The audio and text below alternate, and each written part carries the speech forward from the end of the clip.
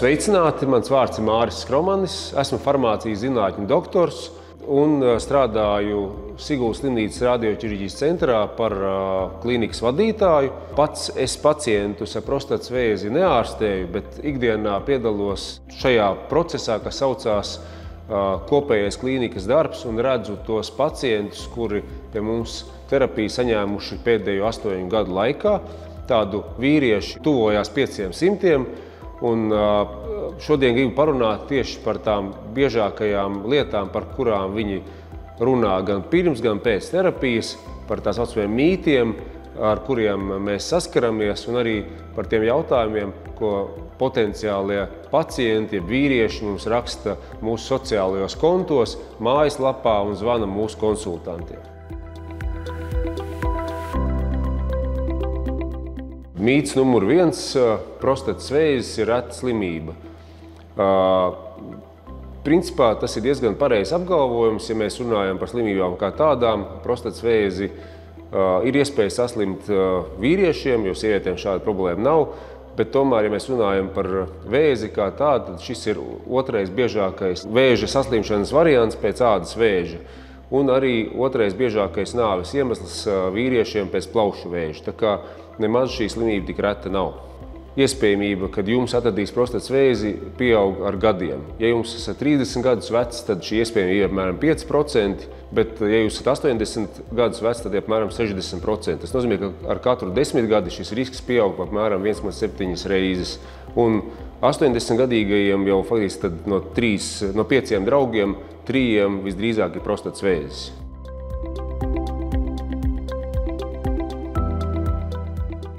Mīts numur 2 ir, ja atklāja prostatas vēzi, tad dzīve ir beigusies. Tā nav patiesība, jo viss atkarīgs no tā, kad atklāja šo prostatas vēzi. Ja prostatas vēzi atklāja agrīnā stadijā, 1. un 2. stadijā, tad mēs pie mūsdienu ārstēšanas varam runāt par to, ka potenciālā pacienta dzīvildze var būt 10, 15 un 20 gadi, un ir atkarīga nevis no vēža diagnozes, bet no tā vecuma, kurā šo slimību atklāja, kas nozīmē, ka faktiski mūsdienās prostatas vēzis ir pilnībā izārstējama slimība ar vienu nosacījumu, ja šo problēmu atklāja ļoti laicīgi, jeb tātad tajā brīdī, kad tikko parādīs. Protams, ja prostatas vēzi atklāja 3. vai 4. stadijā, tad, diemžēl, šīs izredzes jau ir mazākas, jo 4. stadijā 5 gadus nodzīvo tikai vairs puse no pacientiem, jeb 50%. Īstenībā ir tā, ka 1. un 2. stadijā parasti vīriešiem vēzi atklāja netīšām. Tas var gadīties, piemēram, tāpēc, kad ģimenes ārsts ir nozīmējis PSA analīzi, tur ir paaugstināts rādītājs, pacients aiziet pie urologa, urologs izmeklē un atklāja, teiksim, pēc biopsijas, kad ir šī diagnoze prostatas vēzis, un tajā brīdī pacientam jāpieņem lēmums, ko tad darīt tālāk. No tām aktivitātēm, ko mēs savulaik esam veikuši kopā ar Movember fondu, ir pieredze par to, ka šo PSA rādītāju, ja par prostatas vēzi pacientu vīrieši uzzina pēc šādas kopīgas kolēģu aiziešanas nodot asinis. Ja, un līdz tam viņiem nav bijušas nekādas sūdzības, nekādas pat aizdomas ar prostatas vēzi. Viņi to darījuši vienkārši kompānijā ar saviem kolēģiem vai draugiem, un tad šī atrade ir parādījusies, un pēc tam viņus ir izmeklējuši un atraduši to, kad ir prostatas vēzis. Bet tas noteikti nav nāves spriedums, jo modernas ārstēšanas metodes ne tikai efektīvi izārstē vēzi, bet arī dod iespēju saglabāt tādu dzīves kvalitāti, kāda bijusi pirms diagnozes uzstādīšanas.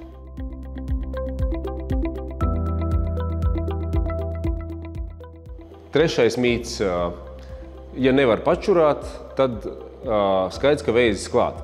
Īstenībā tā nav patiesība, jo prostata ir tas orgāns, kas ietekmē šo tā saucamo jēdzienu pačurāt vai nepačurāt. Ja, protams, urologiem ir tāds joks, kad nevarēs pačurāt, tad nāks pie mums, vai ne? Jo tad vīrietis parasti arī griežās pie urologa.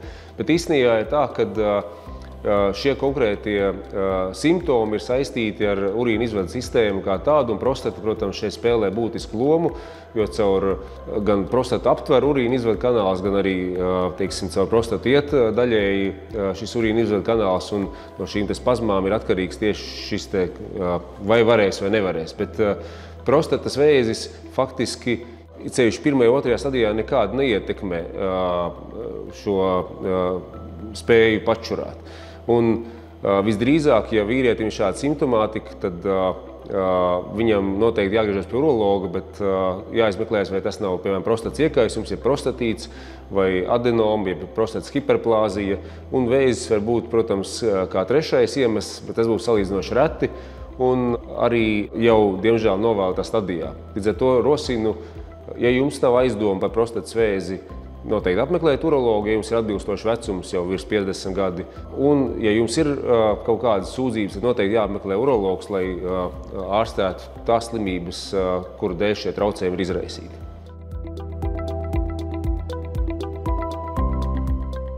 Ceturtais mīts, ko esam dzirdējuši un redzējuši arī mūsu Facebook komentārus, tas, ka apmeklējums pie urologa pazemo vīrieti. Ja mēs runājam par prostatas vēzi, tad šis ir absolūti nepatiess apgalvojums, jo principā, lai noteiktu, vai pacientam ir prostatas vēzis vai nē, nav obligāti jāiet pie urologa. Sākotnēji pietiek, kad, ja jums ir atbilstošs vecums 50 gadi un vairāk, ka tad, kad jūs dodaties pie ģimenes ārsta uz laboratoriju nodot pilnu asins ainu, jūs atzīmējat, vai jūsu ģimenes ārsts atzīmē lauciņu, kur rakstīts PSA, ja prostatas specifiskais antigēns, un nododot šo te asins analīzi, jūs saņemsiet atbildi, kur būs redzams norma vai paaugstināts. Ja tātad jūsu rādītājs ir normā, un jums nav nekāda sūdzība, tad nav arī vajadzīgs apmeklēt urologu.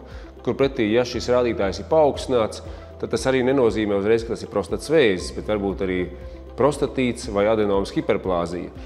Tāpēc faktiski svarīgi ir rūpēties par savu veselību, veikt ikgadējo pilnu asins analīzi, atzīmēt PSA un pie urologa doties tad, ja šis rādītājs ir izmainīts. Protams, tad jau urologs, izvērtējot jūsu situāciju, nozīmēs tās izmeklēšanas metodes, kuras uzskatīs par vajadzīgu.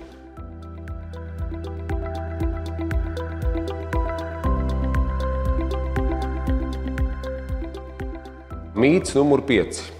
Ja atklās vēzi, tad dzīve beigusies. Ja mēs runājam par prostatas vēzi, tā absolūti nav patiesība, jo, ja prostatas vēzi atklāja agrīnās stadijās, tad ar mūsdienīgām ārstēšanas metodēm prostatas vēzi var pilnībā izārstēt. Vai pat, ja tas ir atklāts salīdzinoši vēlīnā stadijā, 3. vai 4., pat pie 4. stadijas iespējamība nodzīvot 5 gadus ir 50%, bet pie 1. stadijas 5 gadus nodzīvo vairāk kā 100% vīrieši. Bet reālā dzīvildze ir 10, 15, 20 gadi. Jā, bet vēlētos pieminēt, ka pie šī mīta, ka dzīve beigusies, ir ļoti svarīgi izvēlēties atbilstošu ārstēšanas metodi. Jo, diemžēl, ārstēšanas metodēm dažas metodas ir ļoti radikālas, kas būtiski ietekmē dzīves kvalitāti, kā rezultātā vīrietis var tikt izārstēts no prostatas vēža, bet, diemžēl, viņa dzīves kvalitāte var būt būtiski ietekmēta.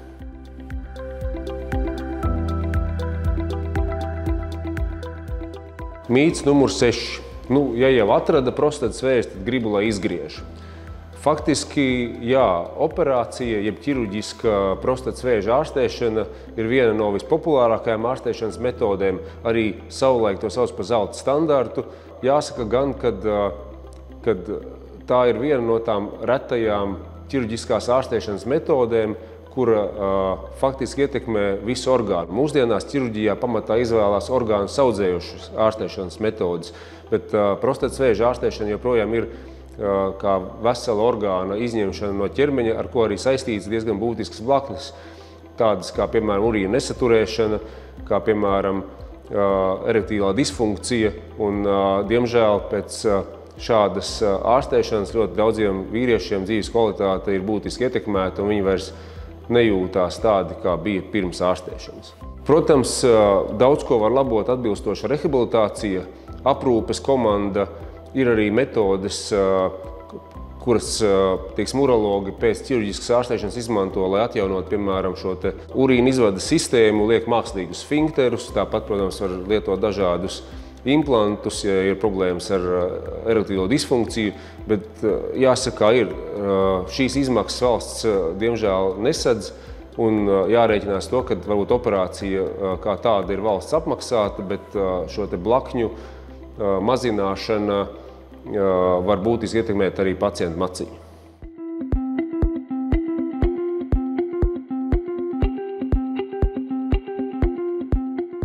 Mīts numur 7. Ja neko nedarīšu, vēzis pāries pats. Vai varu palietot bebra dziedzerus vai dažādas tautas līdzekļus, un tas noteikti palīdzēs. Diemžēl, ja neko nedarīs, tad vēzis nekur nepazudīs, un pēc 3–5 gadiem tas pats vīrietis atgriezies pie urologa, bet jau 3., 4. stadijā ar diezgan smagu simptomātiku, gan sāpju, gan, teiksim, citu vēža izraisītu simptomu veidā, un tad gan šī ārstēšana jau vairs nav tik efektīva, gan arī pielietoto metožu apjoms mainās, un arī šīs ārstēšanas blaknes ir arī bieži vien daudz smagākas. Tāpēc lūdzu, tajā gadījumā, ja vēzi atklāja saulaicīgi, jums ir šī diagnoze, tad var izvērtēt tās metodes, kas ir maksimāli saudzīgas jūsu dzīves kvalitātei, un nevajag atlikt šo ārstēšanu uz vēlāk, jo tādējādi jūs izglābjat ne tikai savu dzīvi, bet arī daudz dzīves gadus.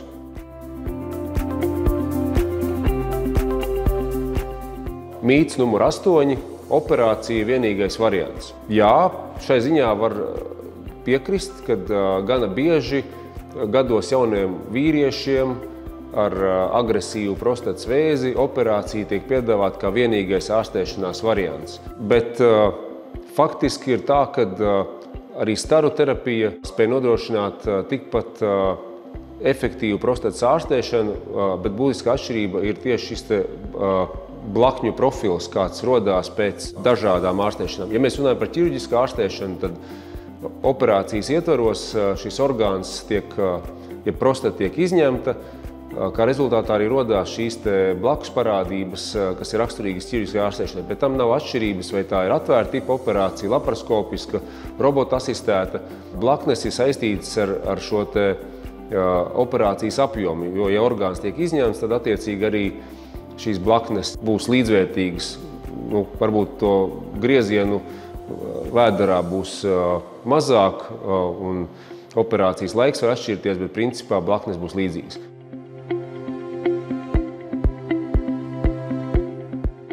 Ja man atradīs prostatas vēzis, tad es vairs neesmu vecis. Runa ir par erektīlo disfunkciju.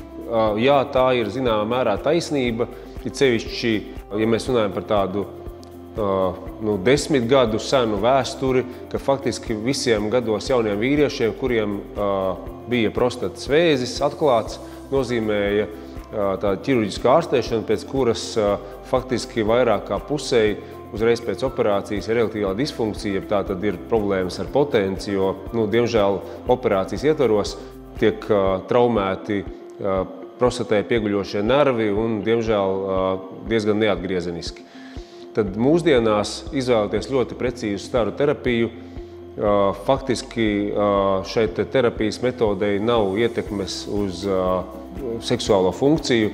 Kā rezultātā vīrieši var nebaidīties par to, ka, ja atklās prostatas vēzis, tad seksa vairs nav. Tā nav. Mūsdienās ir pieejamas ļoti precīzas staru terapijas metodas. Vienu no tādām mēs realizējam arī Siguldā. Tā saucās ultrafrakcionēta radioterapija ar šo robotizēto staru terapijas sistēmu CyberKnife. Un, ja mēs runājam par efektivitāti, tad efektivitātes rezultāti ilgtermiņā ir pierādījuši to, ka faktiski neatšķirās no ķirurģiskas ārstēšanas. Bet par šo vairāk varētu stāstīt mans kolēģis dr. Māris Mežeckis video sadaļā par 10 fakti par robotizētas radioķirurģijas ietekmi uz prostatas vēža ārstēšanu.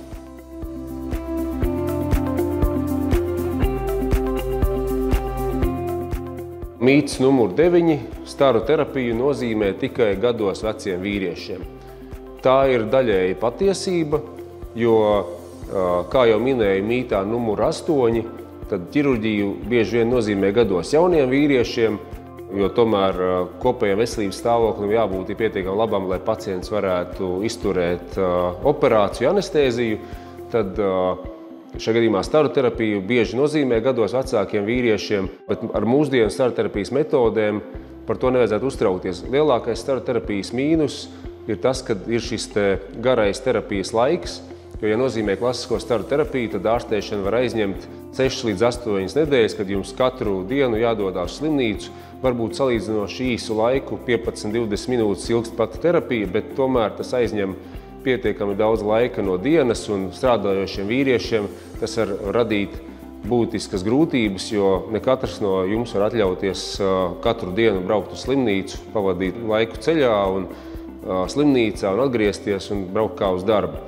Bet ir arī citas staroterapijas metodas, kā piemēram robotizēta radioķirurģija, jeb šis robots CyberKnife, kur arī ar ļoti precīzu staroterapiju mēs veicam ārstēšanu 5 dienu laikā ar tādu pašu efektivitāti kā ķirurģiskā ārstēšana un ar daudz mazākām blaknēm, gan kā ķirurģiskā ārstēšana, gan kā staroterapija.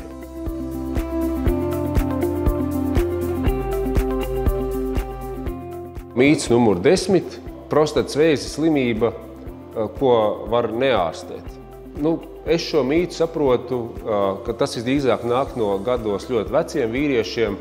Sevišķi, ja jums ir 80 gadi, jūsu potenciālā dzīvildze ir mazāk kā 10 gadi, tad, kas izriet no tās slimību buķetes, kas jau jums ir, varbūt sirds nedaudz streiko, varbūt ir bijuši dažādi citas saslimšanas, tad jums var tikt nozīmēta aktīva novērošana. Diemžēl Latvijā aktīvas novērošanas pēc būtības nav, jo atbilstoši Eiropas urologu vadlīnijām tas nozīmē, ka vai nu urologs nosūta uz atkārtot PSA izmeklējumu, vai arī tā ir, teiksim, aprūpes māsa tai pašā urologu praksē. Latvijā, cik es zinu, tā diemžēl nenotiek, kas nozīmē, ka faktiski šī aktīvā novērošana ir jūsu pašu rokās. Protams, ja jūs esat ļoti apzinīgs un regulāri nododat PSA rādītāju un redzat, ka šie rādītājā izmaiņas pēc būtības nav un šis rādītājs ir gan stabils, tad jums nav vajadzības pēc aktīvas, jeb radikālas ārstēšanas. Kur pretī, ja šīs izmaiņas notiek, tad, protams, būtu jāgriežās pie urologa un jāizvērtē arī terapeitiskās iespējas, neskatoties uz jūsu vecumu, gadiem vai arī uz saslimšanu buķeti. Ir ārstēšanas metodas, kuras ir iespējams nozīmēt arī gados veciem vīriešiem, ja vien šāda ārstēšana ir nepieciešama.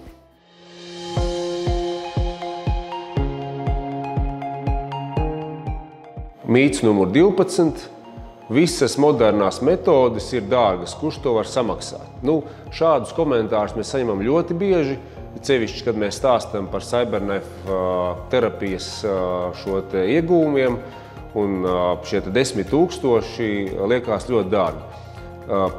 Godīgi atzīšos, jā, vidējam latvietim, lietuvietim vai ukrainim šī, protams, ir ļoti liela summa, kas jāmaksā par ārstēšanu, bet faktiski varu pateikt tikai to, ka arī valsts slimnīcās šī ārstēšana maksā lielu līdzīgu summu, jo valsts slimnīcās par šo pakalpojumu maksā valsts no nodokļu maksātāja naudas. Un tas, kad mums vai jums vai man par šo terapiju nav jāmaksā, nozīmē, ka mūsu vietā to samaksājas esam mēs paši vai arī mūsu līdzcilvēki samaksātiem nodokļiem.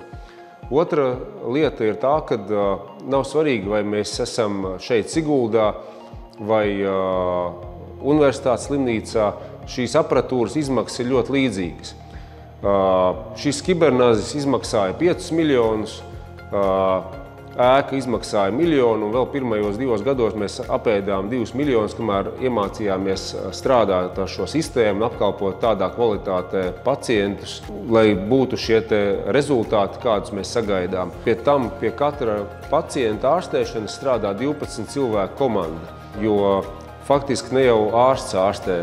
Ārsts, protams, ir jūsu pamatkontaktpersona un tā kā orķestrī, teiksim, pirmā viole, bet orķestris sastāv no gan no medicīnas fiziķiem, gan no radiologa asistentiem, gan no administrācijas personāla, gan ārstiem konsultantiem, gan ārsta asistenta, arī grāmatvedži tāpat strādā un galu galā klīnikas vadītājs jūsu priekšā arī strādā, lai jums nodrošinātu maksimālu kvalitāti, ērtības un atbilstošu servisu. Līdz ar to labas lietas maksā to, ko tās maksā. Otrs punkts, ko mēs runājam par maksu, ir tā, ka bieži vien mēs nerēķinamies ar blakus parādībām. Jo tad, ja pacients piekrīt radikālai ārstēšanai, piemēram, operācijai, tad lielākajai daļai vīriešu, pat vairāk kā 80% gadījumu, ir urīna nesaturēšana, kuru, protams, var labot, gan lietojot atbilstoši šos ieliknīšus, gan vai arī veicot, teiksim, atkārtot operāciju, kurā tiek izveidots mākslīgs sfinkters prostatā. Tāpat arī, ja, teiksim, pacientam ir erektīlā disfunkcija, to arī var labot, bet šīs izmaksas jau netiek rēķinātas operācijas izmaksās kā tādās.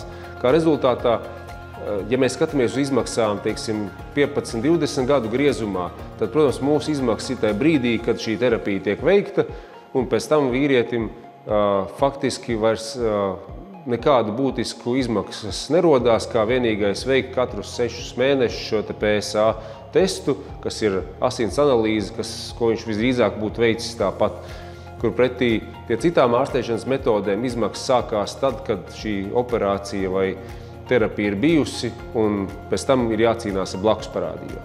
Dažreiz vīriešiem liekas, kad viņi to naudu tad iegulda, un tad tā ir 100% garantija. Mums arī prasa šo 100% garantiju.